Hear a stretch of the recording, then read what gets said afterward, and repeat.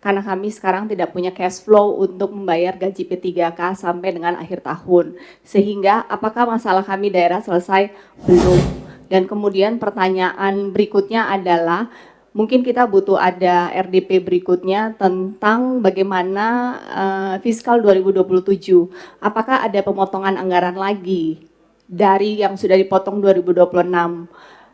Tadi juga dari Ketua Komisi mengatakan bahwa APBN pun sulit saat ini. Kami juga memahami itu.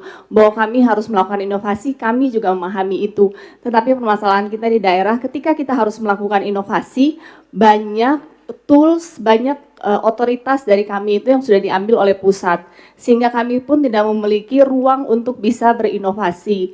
Kemudian P3K kita tidak boleh ada, tadi juga dikatakan oleh Gubernur Sulawesi Tengah bahwa kita dipagari dengan aturan-aturan ASN tentang dan ditambah karena relaksasi, artinya kita pada akhirnya kita tidak, contoh seperti kita di Maluku Utara, DAU kita itu cuma 960 sekian miliar, sedangkan belanja pegawai kita tuh 1,1 triliun.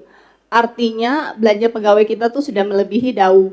Bahwa kemudian kita berimprovisasi dengan PAD dan DBH, dan dana bagi hasil itu kan namanya juga dana bagi hasil, dan kami ditahan 60%. Mungkin kami tidak meminta dari DAU, kami pun tidak meminta bahwa dibayar oleh APBN P3K, kami hanya minta sebagian dari 60% DBH dikembalikan.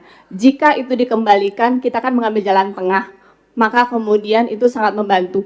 Karena pada akhirnya, menurut pendapat kami, relaksasi yang diberikan ini adalah hal yang baik, tapi akan mengorbankan belanja infrastruktur, dan infrastruktur itu diperlukan untuk fondasi percepatan pertumbuhan ekonomi di daerah, dan pertumbuhan ekonomi di daerah itu adalah fondasi pertumbuhan ekonomi nasional. Sehingga secara jangka panjang, jika tidak diatur dan tidak dicari solusi konkret tentang fiskal daerah ini, maka akan mempengaruhi pertumbuhan ekonomi nasional pada akhirnya.